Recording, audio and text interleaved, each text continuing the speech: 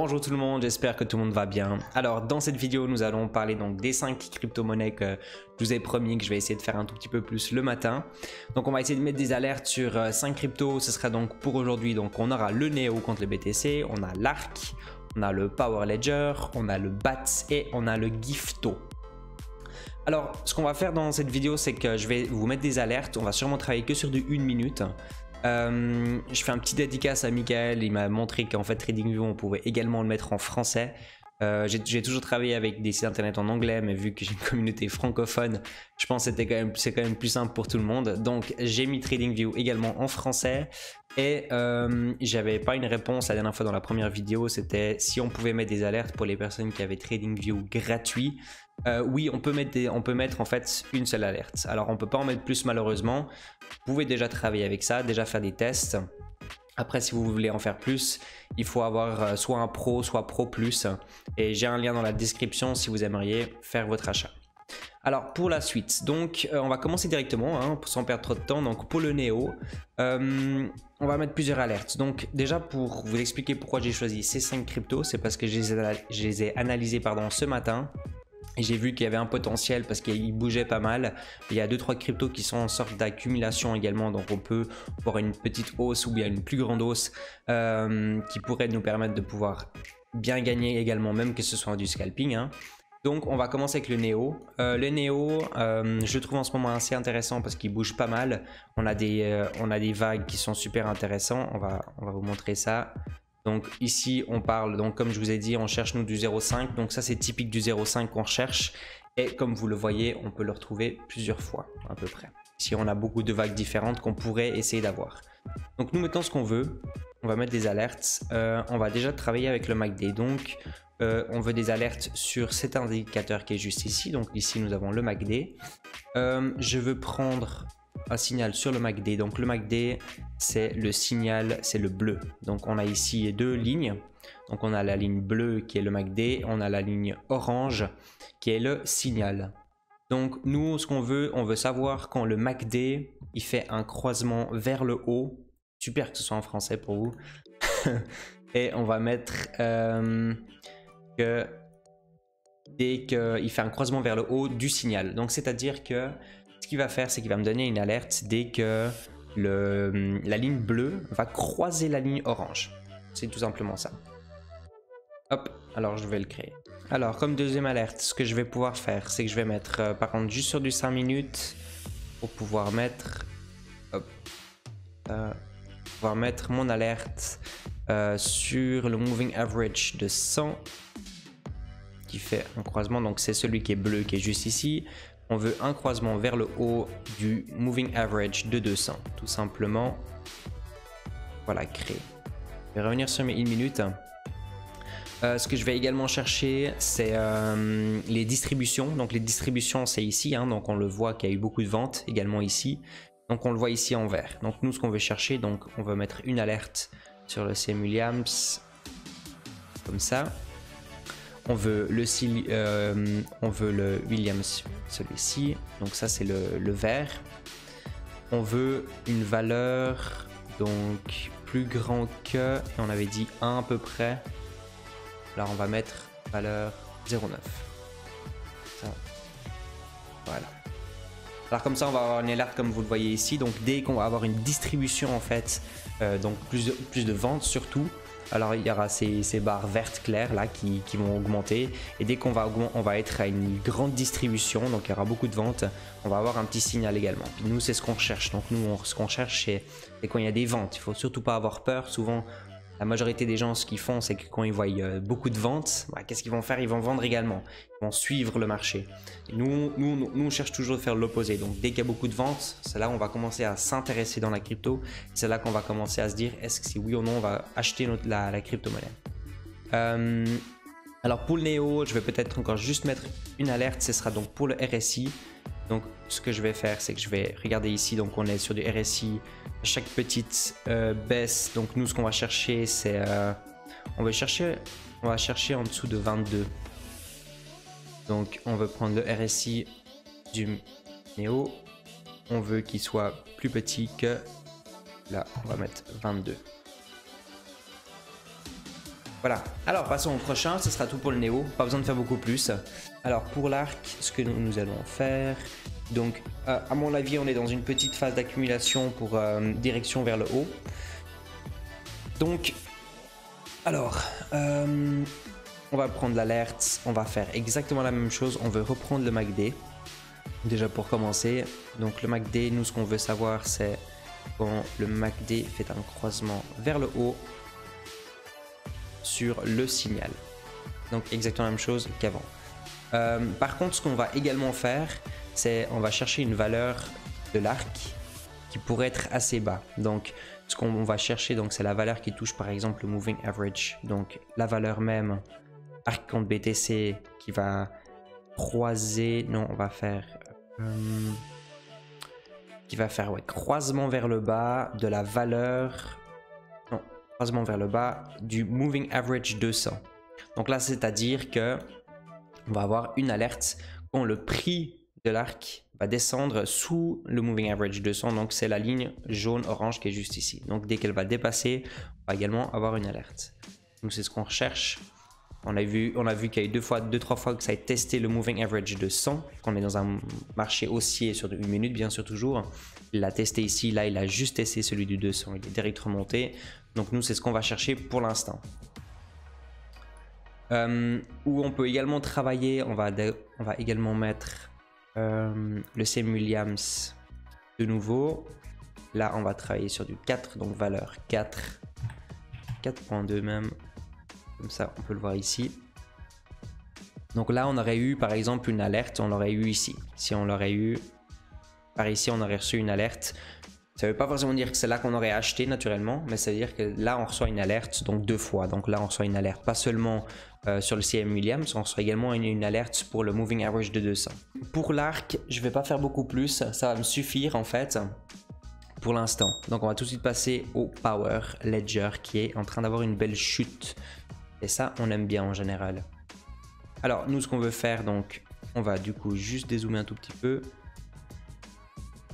Alors, nous, ce qu'on veut, on voudrait savoir si le moving average, donc là, on va faire le contraire. Par contre, on va prendre le moving average de 100 quand il va croisement vers le bas du moving average de 200.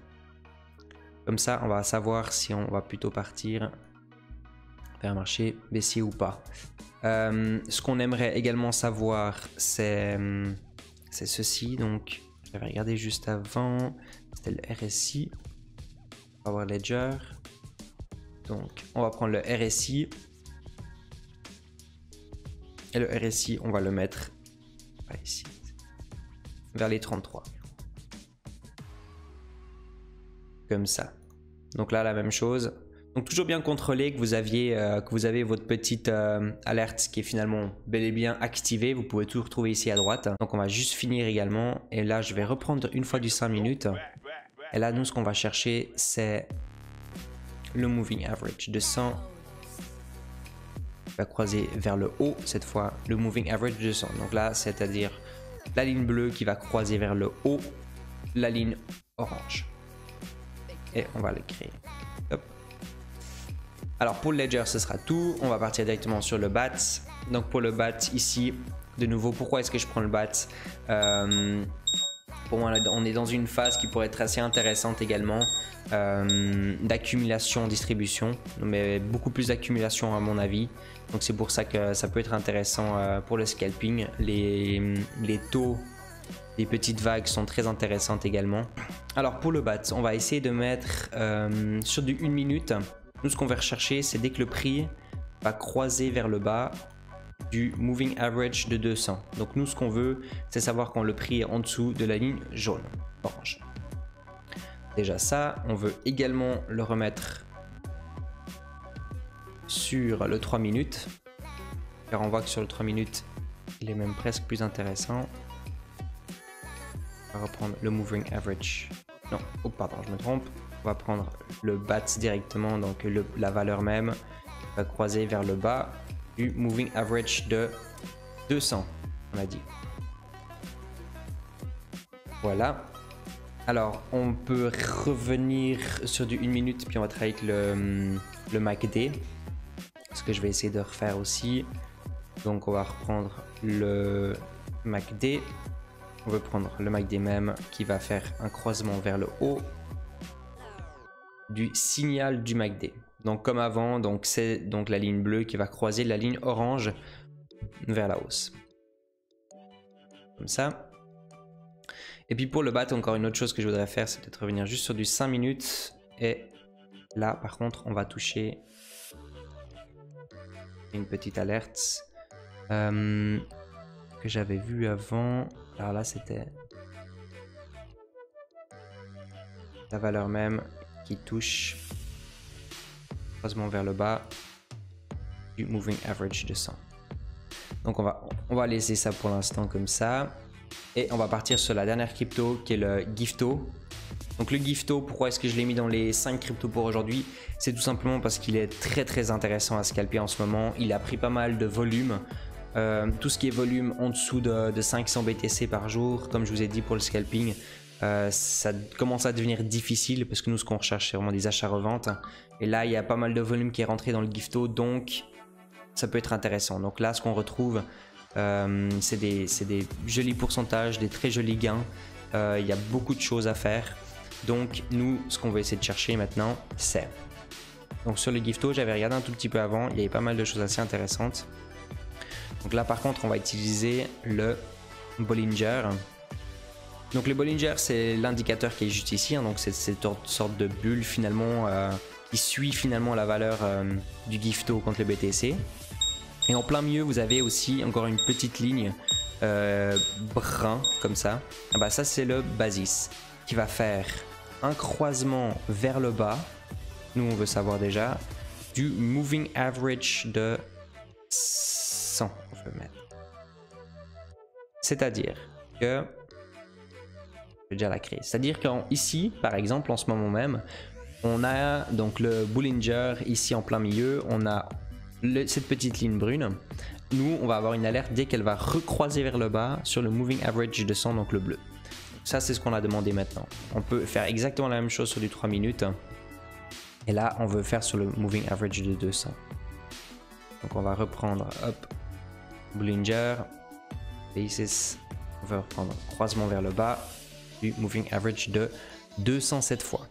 On a vu que la dernière fois qu'il y a eu un croisement, juste ici le croisement qui est venu sur le moving average de 200, c'était un moment très intéressant pour l'achat. Si on aurait acheté au croisement même, ça aurait été super, mais c'est pas souvent là qu'il faut forcément acheter.